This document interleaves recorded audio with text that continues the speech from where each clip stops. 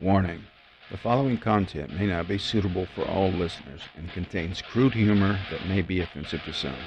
Listener discretion is advised. This is Satire is Not Dead.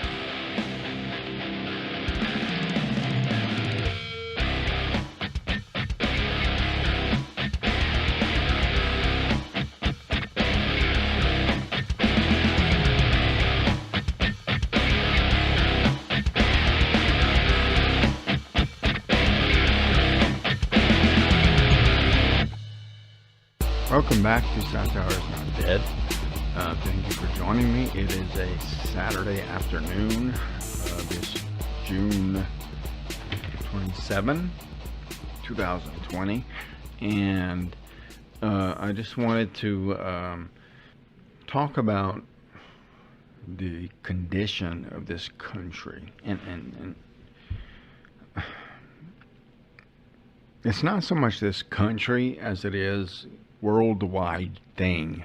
What's happening here is not unique. It's happening in other countries, but I can only speak in relative terms as to what's going on here.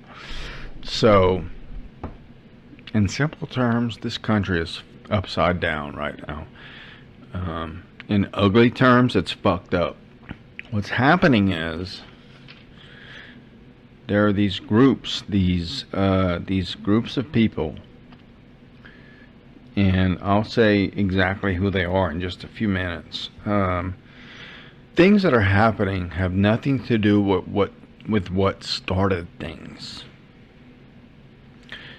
It's kind of like whenever you get into an argument with your spouse or your significant other over something so tiny, and I'm not diminishing what started it all. Don't think that I'm doing that. But it elevates, it blows up into this thing to where when you get to the point where it is now, you can't even remember what it's about. And I think that's where we are.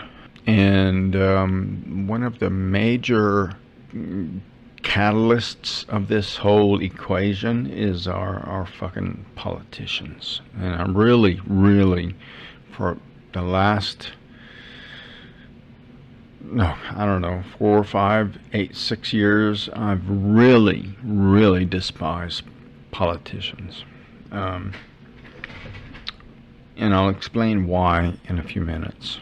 I know this is a this podcast is called Satire is Not Dead, and I can justify what I'm saying right now by saying that this country is a parody of what it once was. It's when I was a kid, it was completely different. There's these. Where they came from, how they started, I don't care, I don't know, and I'm not choosing sides on anything. But these fucking Antifa people, anti-fascists movement, and they have a hoodie on with a long sleeves covering them down to their fucking hands, and they're throwing rocks, bottles, fucking whatever, Molotov cocktails or whatever they can, and it pisses me off because these guys will not show themselves, and it's no coincidence that these guys wear long sleeves. And I was in the military a long time ago, and even in police work, one of the basic identifying markers of people is if they have tattoos. That's how they identify them, because 12 people can have the same tattoo, but it will look different on each and every one of them.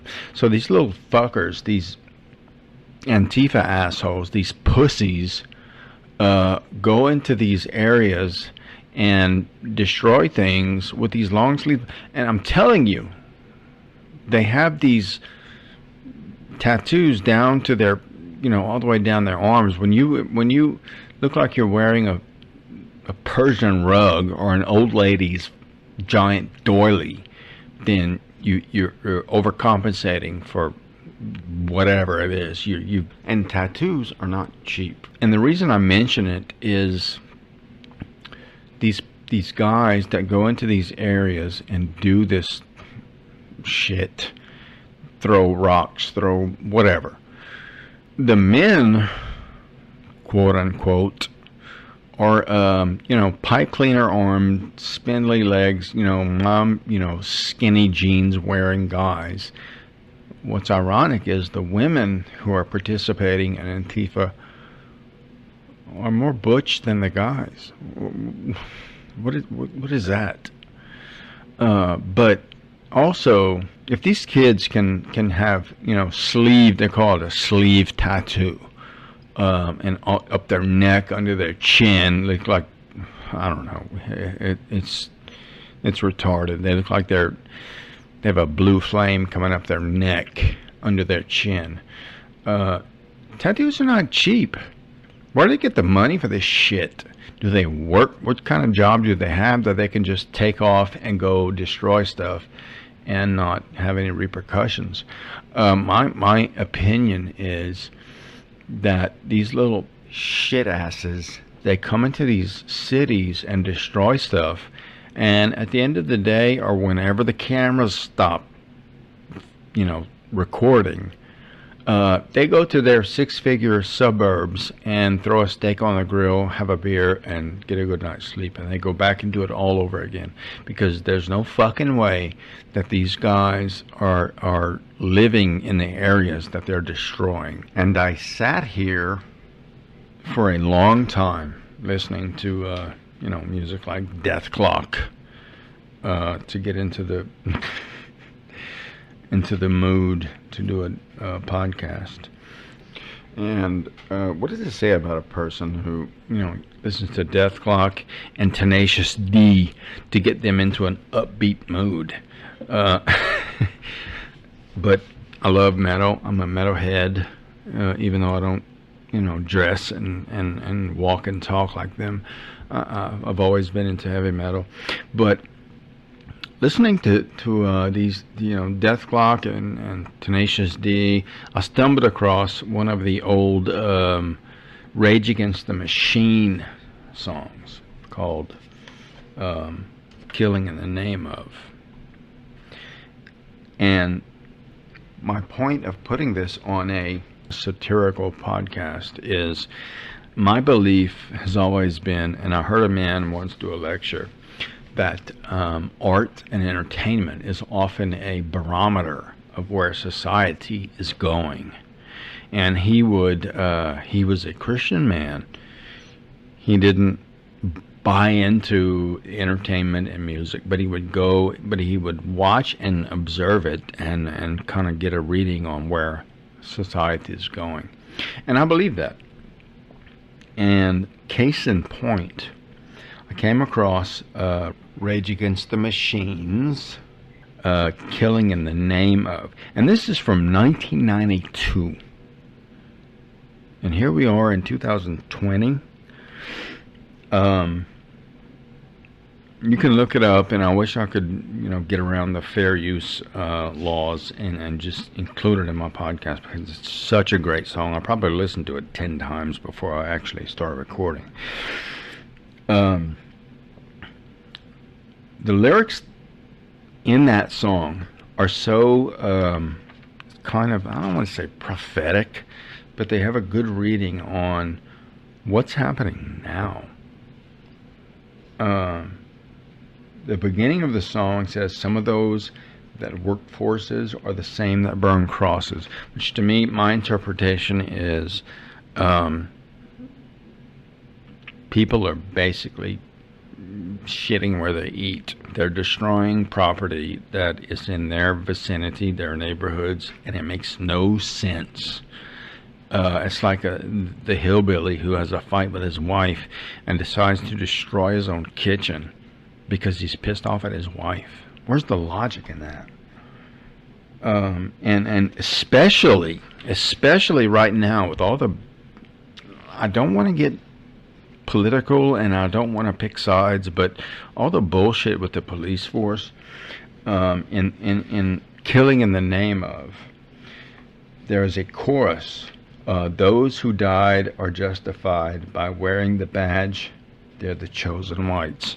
That to me spoke volumes, because there are people out there who are, no matter what race the cops are, fucking fighting them, throwing shit at them, doing everything they can to discourage the police force. And it, you know, black, white, Chinese, Japanese, it doesn't matter.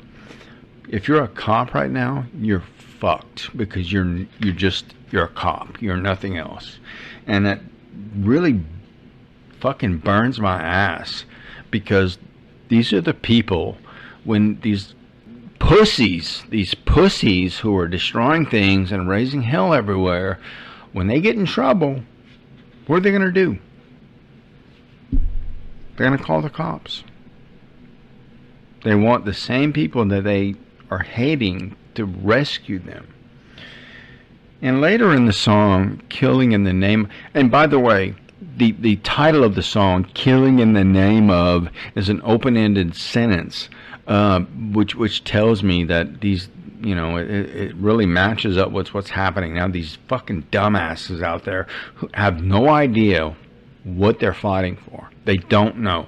They're just being prompted, and for, you know, with a 21st century word, triggered by the powers that be to do things, and they're doing it. But later in the song, Killing in the Name of, the chorus goes, and now they do what they told you. I mean, everybody that's listening to this, if you haven't heard it, look it up. It's a fantastic song. It's like if Filter and Black Sabbath had a child, that's what this song would be. And I love it. It's a great song. But the chorus goes, and now they do what they told you. And it repeats itself, but then it goes into, now you're under control, and now they do what they told you. And that's exactly, it fucking drives me nuts. What's happening? These people are out there, activists, quote unquote, they have no idea what they're doing, what they stand for. If you cornered one of them and asked them, what the hell are you doing? What is your belief system? They couldn't tell you, because they're being paid, and they're out there just destroying shit because they're being paid to do so. And they're these, and I'm probably wrong in some cases, but they come across as rich kids. The ones I've seen, Antifa, have a mask, but you know, what I can see above the mask and under the hoodie is white. And these are the fucking kids, these guys who are the ones who are the privileged part of society. And it's really frustrating, and I hate to do that in this podcast, but like I said, this country is a parody of what it once was. During World War II, shit went sideways, and men were drafted. They were forced into the military, and what happened? Women stepped into their places in the workforce and got shit done, and we won the war. Even if you don't understand that, think about the September 11 terrorist attacks. This country was unified. I mean, there was a certain percentage of the society that, you know, was kind of isolated and pushed off to the side, but as a whole, you know, the majority of Americans was together on that. That was 2001, 19 fucking years ago. And here we are, so ignorant that we're allowing people, politicians is what it is, to convince us to destroy ourselves from within. and it really bugs me. It's disheartening. It's kind of entertaining in some ways because there's a lot of retards out there doing stupid shit. But I personally know of people who had experiences as far as just hate, potential hate crimes, and in the medical community, where it's a real thing. It's a madhouse. It's insane out there. And, where we are somewhat insulated from, these major metropolitan areas, but it's starting to, flow down into where we are. But it doesn't change the fact that people are out there just doing irrational things. I don't understand. I will never understand people who are pissed off about something and go around the corner and destroy a person of the same race's business. It makes no fucking sense. It's just boiled down to the haves and have-nots. You have a business, but I don't, and I'm going to destroy your business. It's frustrating. It's been a very bizarre year. 2020 is this thing that needs to be stomped on the face. And things are ramping up right now to where it's deja vu. But regardless, that's as far as I'm going to go with that. And I hate that I had to do that. But really, this country, man, the World War II veterans that are still living must be absolutely flipping out on what's happening. I can't see them doing what they did, the sacrifices that they made, and watching this shit, this nonsense. Several years ago, I quit watching television. And I shit-canned cable. Done away with it. We stream movies. Social media has enough news feeds on it that you can glean what you need and see what's going on. If it's something important, then you can play it and it's there. But I really sympathize with World War II veterans who are watching this bullshit, this circus of a country that is happening right now. And it's not Republican, it's not Democrat, it's not Libertarian, it's nothing but the powers that be wanting us to keep us you know what it is? Where we are, if you've ever had a cat and you had a laser pointer, the laser pointer keeping the cat busy on the wall is what we are right now. That's what these fucking retards and these stupid people out there don't understand. They're being kept busy while there's other nefarious bullshit going on being passed in legislation, so that we don't pay attention and do anything about it. Now, as far as doing anything about legislation and bills going through, basically, what could we do? Probably nothing. But we'd at least be aware of it and then flood the congressmen and representatives, whatever's office, with phone calls, emails, whatever. They're untouchable. That's what burns me. I mean, I wish I could just go to Washington and freaking walk into the office of one of my congressmen and lean over the desk and poke him in the chest and say, "Hey, you, remember me? I fucking voted you in. You work for me, you cocksucker." But you can't do that. There's no way you would get close enough to even utter those words to someone at that level. But we're being manipulated to the point that everyone forgets that we're together. They forget that it's not black against white. It really is not. And I know I can't identify with certain people in certain aspects of society and all that. but there's a lot that's over and done with. It's very troubling. It's very troubling that there are people who believe that things are still going on that used to go on. And let me tell you something. Look in the history books. Look at documentaries. There was some ugly, ugly shit, ugly stuff that went on. Hell, in the 50s. That's not going on now. Oh, it makes me, it's discouraging. It really is. And I have to look away sometimes, most of the time, and just distract myself with things like, Death Clock and Tenacious D. Like I said, what does that say about a person that where you use those that kind of music to keep you in an upbeat mood? Oh my God. What a mess. What a fucking mess we are in. Which leads to an article from The Onion.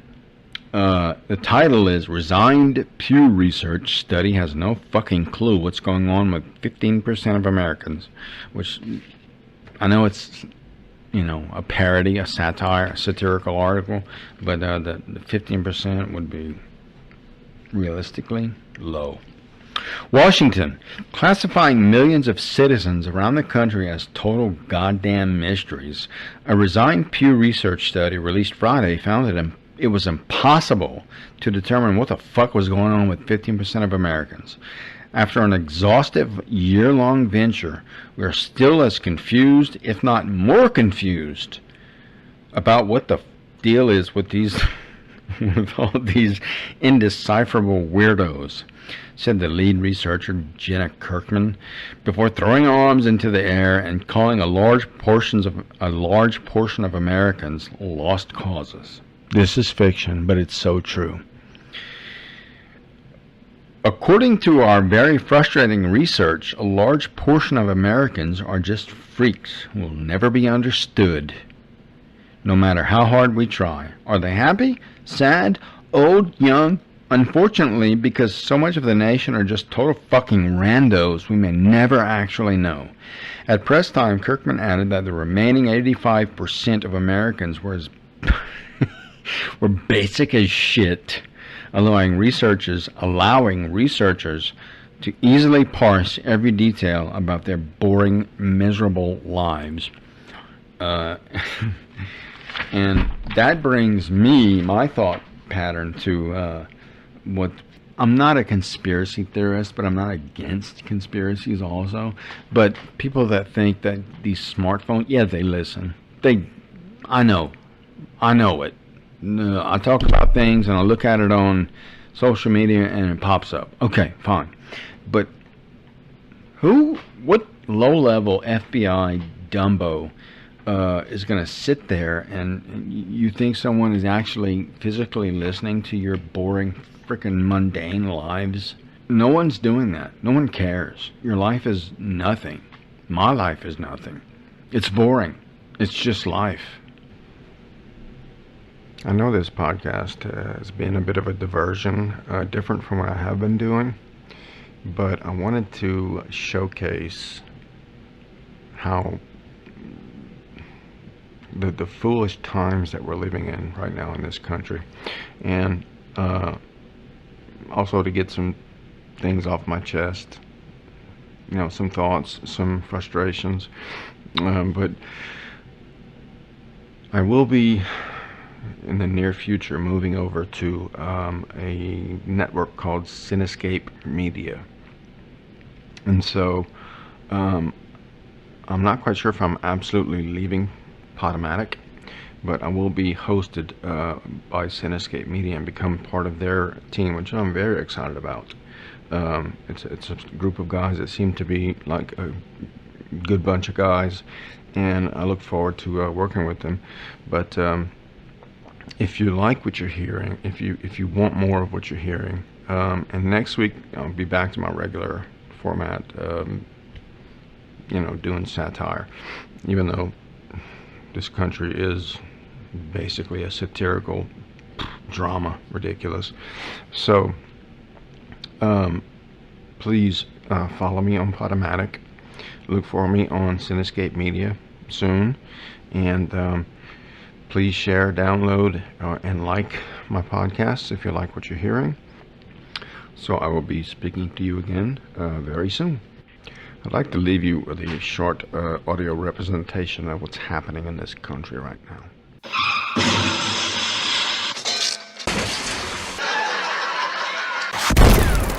Okay, faggot, what's next?